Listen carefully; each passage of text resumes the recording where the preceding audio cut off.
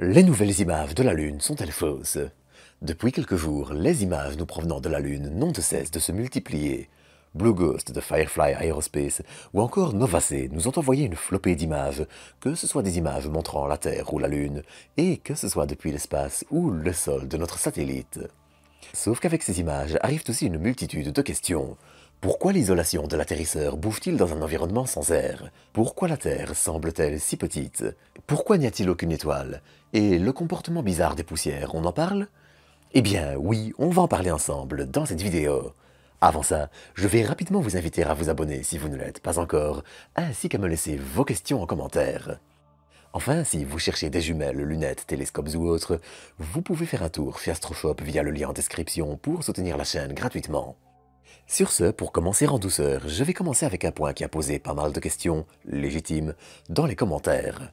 Il y a quelques jours, Firefly a en effet publié une vidéo complète de son alunissage, montrant la descente de l'atterrisseur jusqu'à son contact avec le sol. Néanmoins, sur certaines images de la fin de la descente, beaucoup ont remarqué des mouvements particulièrement marqués de l'isolant métallique. On le voit en effet trembler dans un mouvement qui rappelle étrangement du papier qui bat au vent sur Terre. Sauf que l'explication est en fait un peu différente, et pour ça, il va falloir aller voir les moteurs de Blue Ghost. On en trouve en effet en tout 9, un moteur principal, le plus puissant pour les grosses manœuvres, et 8 plus petits pour la précision. Sauf que pendant la fin de l'alunissage, eh bien, il était hors de question d'utiliser le moteur principal. Trop puissant, il aurait été dans l'incapacité de manœuvrer l'atterrisseur avec douceur et précision. Il fallait donc compter sur les 8 plus petits propulseurs, et même là, ça reste compliqué. Les 8 mini-moteurs sont allumés et éteints pendant une fraction de seconde afin de contrôler finement la poussée. Le problème, c'est que chacun de ces allumages provoque un petit choc qui fait légèrement vibrer l'atterrisseur tout entier.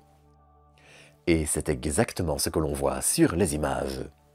À ce moment, l'atterrisseur vibre en effet constamment, et ça se voit moins sur ces images-ci par exemple, parce que stabiliser les images est extrêmement facile à faire sur Terre, une fois celles-ci rapatriées. On ne voit en effet pas le sol bouger ou vibrer, parce que les images ont probablement été traitées pour ça. Mais par contre, eh bien, on ne peut pas empêcher quelque chose de bouger dans le champ de vision de la caméra. En plus de ça, eh bien, ces vibrations se répercutent particulièrement sur les parties les plus légères de l'atterrisseur, et ça explique ce que vous voyez ici. Un autre point également soulevé, et c'est le cas de le dire pour le coup, c'est celui des poussières lunaires. Alors que Blue Ghost se pose, on voit en effet une quantité assez astronomique de poussière, un peu comme par magie. Elles retombent en effet particulièrement vite et de façon un peu contre-intuitive, et quelques commentaires ont suggéré qu'il puisse s'agir d'images générées par IA. Sauf qu'ici aussi, la vérité est un peu plus complexe. Bon, je vais mettre tout le monde d'accord, sur Terre il y a une atmosphère. Ça veut dire que si vous soufflez des poussières, une partie va rester en suspension dans l'air et une autre partie va retomber plus ou moins vite au sol. Bon alors, celles qui sont en suspension finissent aussi souvent par retomber, mais bon, là on parle vraiment des premières minutes après que ça a été soufflé. Sauf que sur la Lune, eh bien, les choses sont un peu différentes. En l'absence d'air, une poussière va suivre une trajectoire balistique pure. Vous comprenez par là qu'elle va aller tout droit, seulement influencée par la gravité de la Lune.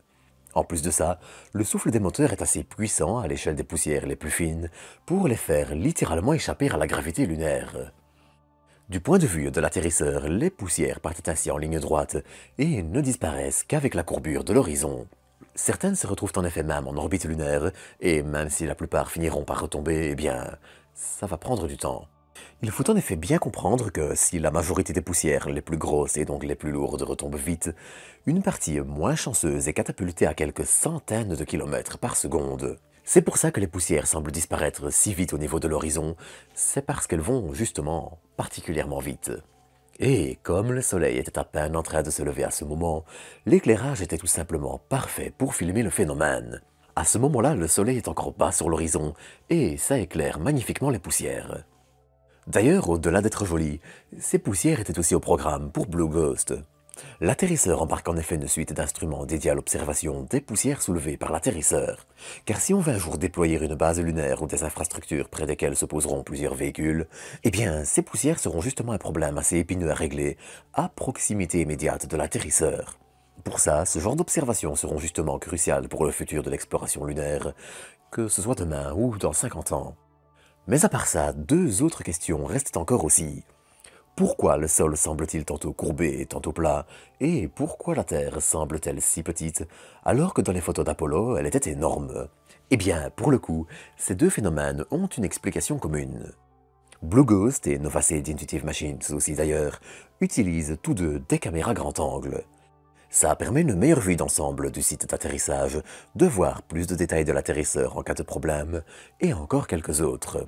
En gros, pour un atterrisseur robotisé, ça a du sens. Mais c'est aussi un problème. Les objectifs grand angle ont souvent une déformation progressive de l'image qui s'accentue en s'approchant des bords. Mais elle a aussi tendance à s'annuler lorsqu'on arrive au milieu des bords, expliquant ce genre de déformation. Et les objectifs, donc les lentilles installées devant les caméras, sont aussi la cause du second problème concernant la Terre. Les images que l'on voit, comparées au champ de vision d'un humain, sont en effet dézoomées. Or, du côté d'Apollo, certaines images comme celle-ci étaient justement zoomées. Ça explique donc pourquoi la Terre semble parfois plus petite et que les images sont déformées, mais là encore, rien de bien extravagant derrière. Enfin, la traditionnelle question de l'absence des étoiles dans le ciel était aussi au menu. Et là, la réponse est la même que pour Apollo. Avec la quantité de lumière que captent les appareils, une partie du sol est déjà en partie saturée et complètement blanc sur certaines images. Or, pour commencer à apercevoir les étoiles, il faudrait capter encore littéralement des centaines de fois plus de lumière, ce qui rendrait les images de la Lune tout simplement inexploitables. Une bonne façon de comparer ça peut être de tenter de regarder des étoiles en vous mettant en dessous d'un éclairage public, de préférence avec une lumière blanche, et avec la lumière blanche dans le champ de vision. Vous ne verrez au mieux que quelques étoiles, et encore. Et pourtant, l'œil est à ce jour encore la meilleure caméra pour supporter différentes plages dynamiques, et ce n'est pas le cas des caméras embarquées par Blue Ghost. D'autant que les extrêmes sont encore plus grands sur la Lune dont la surface, claire et réfléchissante, est aussi éclairée que la Terre en plein jour. Comme toujours donc, les interrogations que peuvent provoquer certaines images sont légitimes. Tremblements, déformations ou autres peuvent sembler contre-intuitifs et c'est légion. Le problème, c'est que beaucoup vont tenter de récupérer des choses parfaitement normales quand on creuse un peu, pour créer un narratif où les images sont fausses. Certains ont par exemple même avancé qu'elles étaient générées par IA. Or, quand on sait que Blue Ghost a été photographié par une sonde de la NASA depuis l'orbite, et qu'on retrouve les cratères comme par exemple celui situé juste devant l'atterrisseur, avec l'atterrisseur visible au bord du cratère, très honnêtement, j'aimerais trouver une IA capable de générer des images aussi fidèles et où les erreurs optiques sont consistantes entre des dizaines et des dizaines d'images.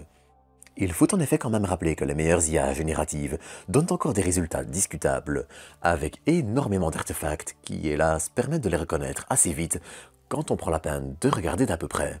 Dans tous les cas, voilà, comme d'habitude, il faut faire attention à certains narratifs, et parfois, pour trouver la vérité, eh bien, il faut un peu creuser dans les détails techniques de l'atterrisseur. Dans tous les cas, j'espère que cet épisode vous aura plu et aura répondu à certaines de vos interrogations. S'il vous reste encore des questions, n'hésitez pas non plus à les poser en commentaire. Je ferai de mon mieux pour y répondre, et si ça vous tente, ça peut même faire le sujet d'un épisode 2. En attendant, c'est ici que je vais vous quitter pour aujourd'hui. Comme d'habitude, j'espère que cet épisode vous aura plu, et quant à moi, eh bien, je vous dis à bientôt pour de nouvelles doses d'espace.